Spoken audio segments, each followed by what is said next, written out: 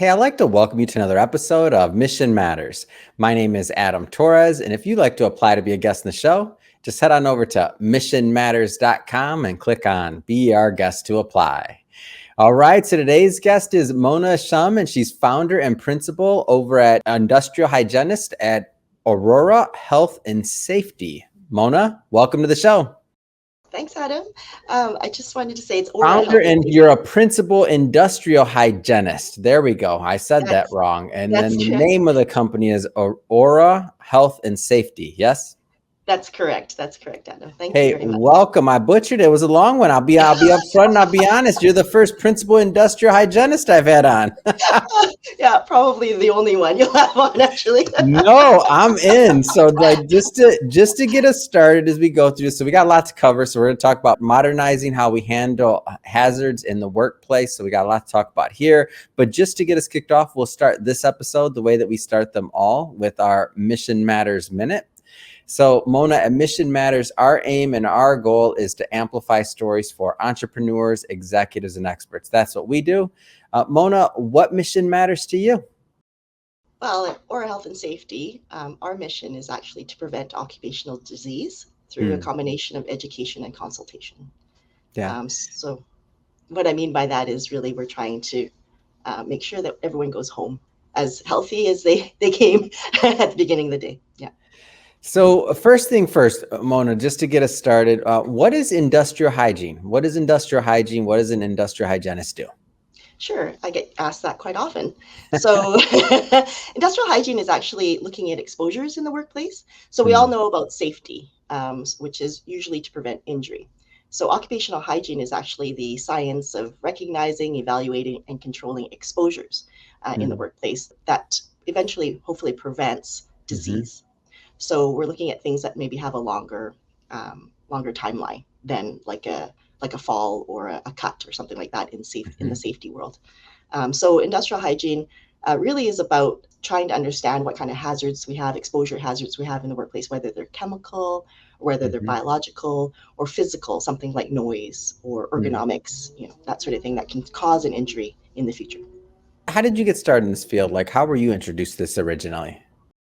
Well, I actually have a degree, bachelor's in microbiology and immunology, and I was looking for something that I could do with that degree. And I was looking around and realized I didn't want to work in the laboratory exclusively. I didn't want to do that. Looking at, it was kind of lonely, I must admit, being in a laboratory, and I had worked. I had a roommate. You don't know this. You don't know this, and why would you, Mona? But I had a roommate in college who was a microbiology major, and when he would tell me about his experience, and I think at some point counting something on butterfly wings, or I don't know what he was doing, I forget. But he would tell me about the days in the lab. It's for some people, but it is meticulous. I'll say it's interesting. Right.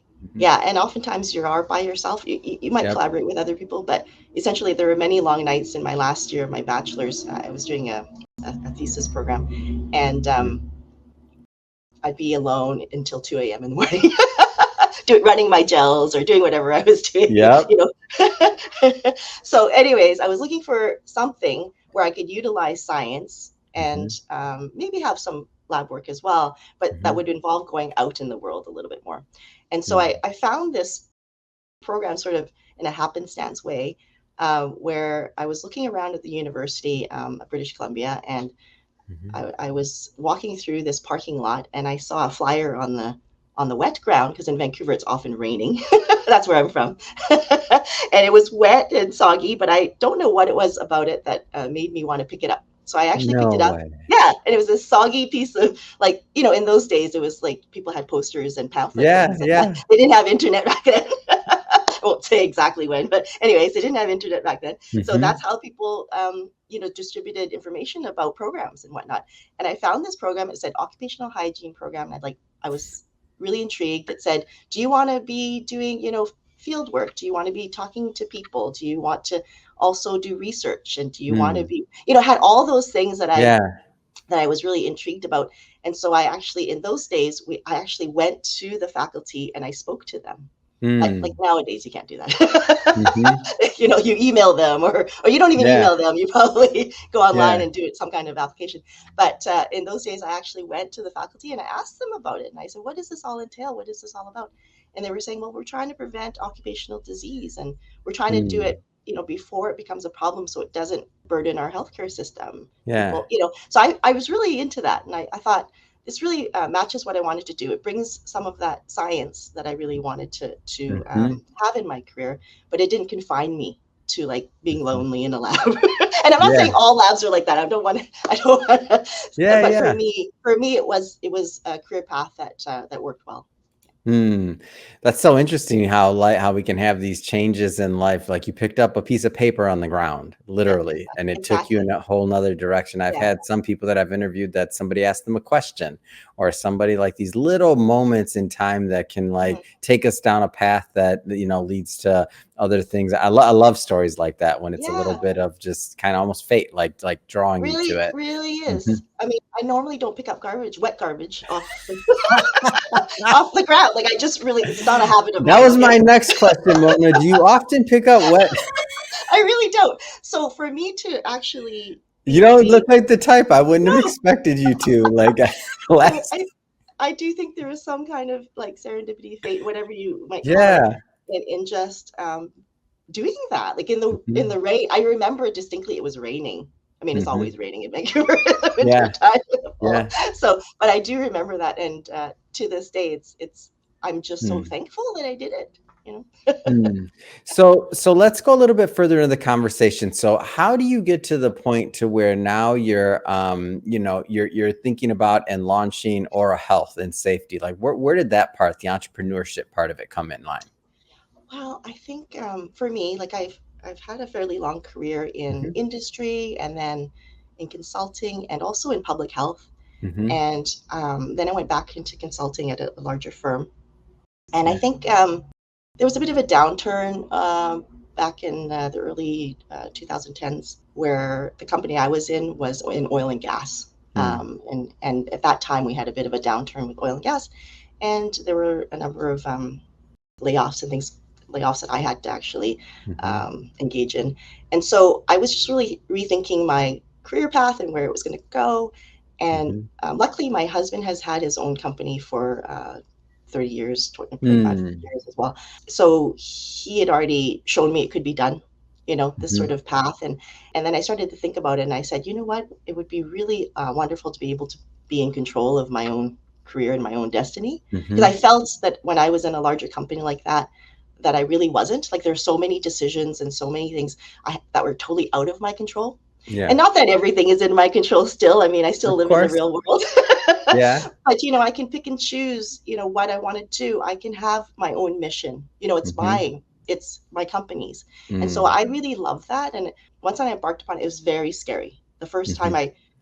it took me a while to make the decision, but I think it was sort of the last round of layoffs that sort of made me decide, you know what, I'm going to do this. I'm going to Hmm. just jump off the deep end, and Yeah. I'm going to do it. And I had such great support from my husband, and I also have a business partner as well who was very supportive, is very supportive, and so Hmm. that really helped to have that, that encouragement, Hmm. because it is a scary endeavor. I'm sure you've talked to a bunch of entrepreneurs, and it's Yeah. it's that first making that decision. But then once I made that decision, I just ran with it, and I'm a Yeah. very goal oriented person. So then Hmm. once I do set a goal, it's like I try to achieve that. Yeah. So, yeah, but it was yeah. So what kind of problems are you helping to solve for your clients? So like talk to me a little bit more of the challenges that you're helping solve. Sure. So we look at we're trying to solve people's exposure problems. So when they Hmm. have, let's say they're producing something, it's a plant or it's a mine Yeah. or a manufacturing facility or something. Oftentimes they're producing things that they don't want to produce, right? Like in the air, Hmm. for instance, or Yes. maybe there's something that's affecting skin and things like that. They have to handle things. Mm. So we're trying to prevent people from getting sick eventually, right? So how Hmm. we do that is we go in and we understand what their hazards are. We look at the process. One thing I love about this career is that I learn every day. I learn about Mm. people's processes. I learn about people's jobs and what they do. I get to Yeah. talk to people, and you understand. You get to Oh talk to yeah. people, right? Oh So yeah. I get to talk to people and interview people and go, "What do you do? How does this work? Hmm. How are you interacting with this chemical or this substance?" And it's really fascinating to me to sort of tease that apart. And I find Hmm. it like detective work. It's sort of like Yeah. that, we're trying to tease out these, where is that exposure coming from? How could you be exposed? And then we try to figure out how much exposure they get by actually sampling the air, and we can sample Mm. surfaces and things like that. And you get the samples analyzed by a laboratory. So that's where that kind of Mm. laboratory part comes in. So there's still a little bit of that laboratory work, Yeah, that of we need course. to interact with, which is really Yeah. neat. And then afterwards, we get the results and we kind of compare to whatever standards are that are available. And Hmm. then we say, you're overexposed, or you're okay. And then if they are overexposed, we come up Hmm. with solutions. So I Mm. love the problem solving as well. What What can we can do? what can Yeah. some of those solutions look like? I'm curious, like what that looks like. Oh, sure. So some of it we like to start with this hierarchy of controls. It's like an inverted pyramid. Mhm. And so what we do is, like, the most effective thing is to try to get rid of the chemical substitute, Mhm. eliminate the hazard altogether. So if you could, let's say you're utilizing toluene, which is a chemical Mhm. in the work environment. If you could substitute with something that's a little bit less toxic, for Yeah. instance, then you can actually utilize that, and then you automatically start to bring down your Mm. exposures. But then next to elimination or substitution, then you can actually do things like ventilation, where you could bring that air away Mhm. from these people, or you can contain that in a box. So people use lab fume hoods, for instance, to contain that toluene or that chemical, right, inside a Mm. box, so that air is being drawn elsewhere. So those are sort of the engineering controls, which is the next thing. And then there's things like administrative type controls. So having like work Mhm. procedures around it, like safe work procedures. Maybe you have to wear gloves. Maybe you have to, you can only do it for certain periods of the day, because you need Yeah. to make sure you don't have that much exposure in a day. So that's what's called administrative controls.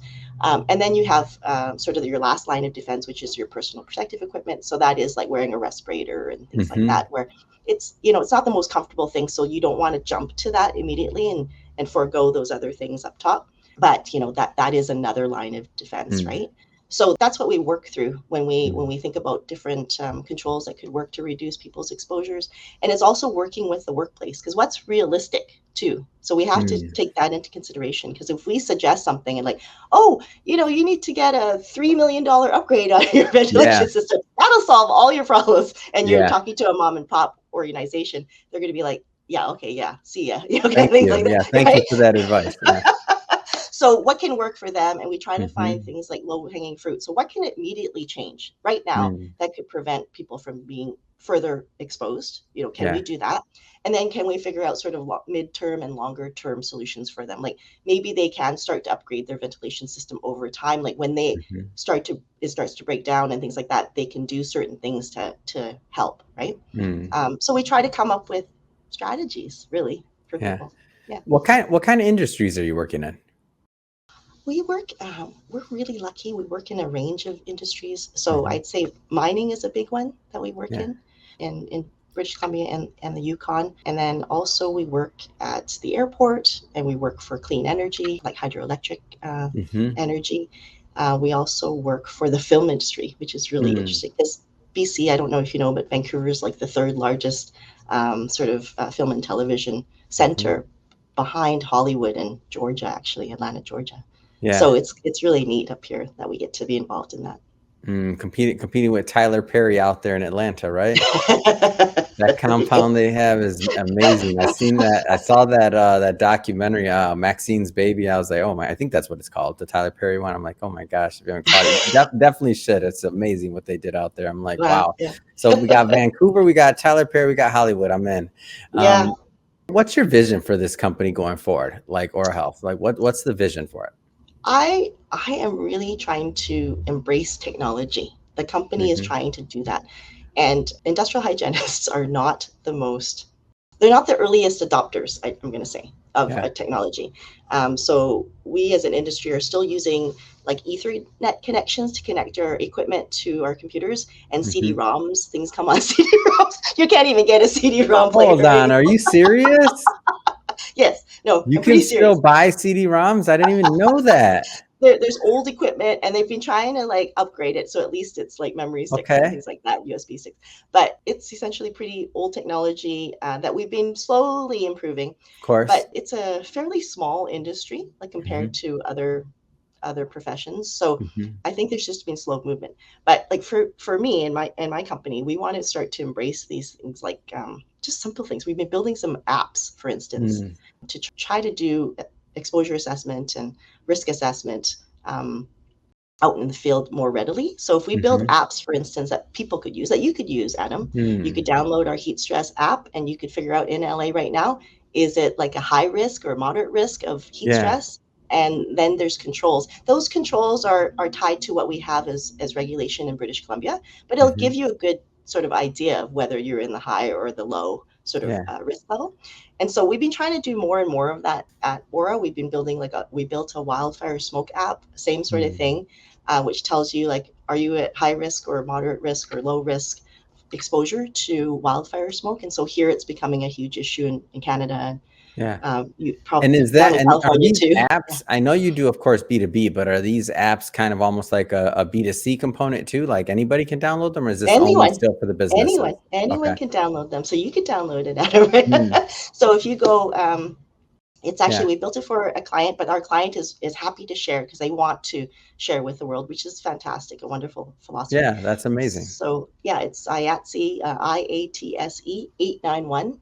Mhm. So if you look up that in your App Store or in your Google Play, you'll be able to find three apps. There's a heat stress app, a wildfire smoke Yeah. app, and a cold stress app, which you probably Mm. don't need in LA, but maybe the other two might be useful. Yeah. But essentially, what we're trying to do is put these tools, this ability to do risk assessment into more people's hands, because Mm. we only have a few. There's like 10,000 industrial hygienists around the world. There's just not enough of us to be at every work site to be doing Yeah. assessment. So if you could do assessment, if any worker could do assessment, Mm. and sort of go to their supervisor and say, hey, you know what, hey, there's heat stress risk here, and what are we doing about that? Just asking those Wow. questions. Mhm. So we're trying to do more of that, and I'm super passionate about Mm. that aspect of where our company is going. I want to put more stuff online. We're doing some online courses. Yeah. We want to be able to like give people those tools, because I teach at the University of Mhm. British Columbia. I'm an adjunct professor there, and I teach to 10 to 12 master's students every year, right? And Yeah. that's 10 to 12 people, right, that I'm teaching. Can we bring that knowledge to more people around Canada, around the Yeah. US, around the world, and distribute that knowledge, and do it more efficiently? So I believe Mhm. online, is the way to go, with some in-person training perhaps too, where you have to like come in and actually do some hands-on. Of But course. essentially, if we can do that, if we can do that on a larger scale, I mean, that's so Mhm. exciting to me. That is Too. exciting, and when I look at it, it's also just, and I like you coming on a program like this to educate people on what's going on and otherwise, because other than maybe some niches, people don't even know. So, Yeah, and now never that you heard of it, have the right? apps coming out and different things, and as you continue to build the platform and that component of it, and Mhm. empower others, like even just to attract others to the field too, like you're creating a whole nother ecosystem is the way I see it. Mhm. Yeah, I'm so excited. Like I was just at this International Occupational Hygiene Association conference Mhm. in Dublin, and my colleague and I, Elizabeth Liu from Exponent, she and I presented this work that they're doing with the Department of Defense down there. And I'm allowed to Mm. talk about it because we actually did speak about it at this conference. It's okay. So, so she's doing some really interesting work with wearables. So, wearable watches, chest straps, Mm. sweat monitors, things like that. Yeah. And they were doing it for the military purposes. But I was thinking, can't we use it for occupational populations? Because we have Mhm. the same issues. So I work with wildland firefighters. I've been doing that for several years. Yeah. That's a perfect population. So we've begun to have those conversations with wildland firefighters and saying, are you interested in this type of technology to detect things like heat stress risk? Because you could do it through heart rate. That's one method of doing, Yeah. like looking at heat stress risk. Can we look at fatigue? Mm. And there are certain body battery sort of algorithms and things like that people have out there. And then can we look at dehydration and what kind of hydration needs that individual people might need, Mm. because your Mm. needs might be different from mine, Adam. It might Mhm. be I sweat way more salt than you or something like that, and then I Yeah. need to have different electrolytes. So if we can have more individualized controls, that brings hygiene to this other level, because it used to be we just measured the air and the environment out here, and then we Yeah. put in like wide, um, you know, uh, general controls for everyone, same control for everyone, right? But Yeah. in this case, with wearables, you can have individualized controls, which would be really Wow. fascinating. So I'm super excited by this aspect of of embracing technology. So Oh, that's amazing. It's fun. And it's fun to see how this is going to all evolve. Like with yes. wearables, apps, otherwise from CD-ROMs to wearables. I had to bring it up. I had to bring it up. Had to do it. So Like this funny. is interesting. And Yeah. when you think about things like just on the world event, like whether it's climate change or just in general, like other things that are happening, like this is in line. And I think it all kind of follows in this narrative of safety, really, and what we want to do next. Hmm. Hmm. Yeah, no, I know that a lot of people are afraid of it because Yeah. it's new, right? And I think we have to go in eyes wide open. Like we have to know what the Mhm. limitations of these devices are and everything, Yeah. right? But I was at the doctor yesterday. They said something about efficacy of whatever treatment they were going to Mhm. give me, and they said, you know what, this one treatment, it's bulletproof. It's really good. It's wonderful, but people don't do it. They don't comply, right? And if you do this other one, it may not be great for people with a severe Yeah. issue or anything like that, but for mild and moderate issues, this one works great because people use it. People do it, right? Wow. And so this is the same thing. So maybe these apps aren't as like having a hygienist come out there and actually do the heat stress For risk sure. assessment for you. Probably you get a higher quality of heat stress risk assessment. But if we Yeah. can put more screening ability into the Mm. hands of more people, you'll be Mhm. affecting the population at a larger level. Like I said, I only teach 10 to 12 people at a time in Yeah. person for a whole semester, right? And it's me taking that time and them sitting there Mhm. in a Yeah. room to Yeah. do this. So I can only do so much that way. But if I could do it this other way, and it can affect more people. And I'm super uh, just passionate about that idea Mm. of bringing it to more people. It's amazing. Well, Mona, this has been so much fun having you on the show today and learning more about what you're doing over at Aura Health and Safety. If somebody's watching or listening to this and they want to follow up, continue the conversation, get more info, how do they do that? You can visit our website at www.aurahealthsafety.com, and it's AURA healthsafety.com. So Awesome. And for everybody watching or listening to this, we'll put those links in the show notes so you can just click on the links and head right on over. And speaking of the audience, if this is your first time with us and you haven't done it yet, hit that subscribe or follow button because this is a daily show. And each and every day, we're bringing you new content, new entrepreneurs, and hopefully new inspiration to help you along in your journey as well. So again, hit that subscribe or follow button. And Mona, again, thank you so much for coming on the show. And it's been a blast. thank you very much, Adam.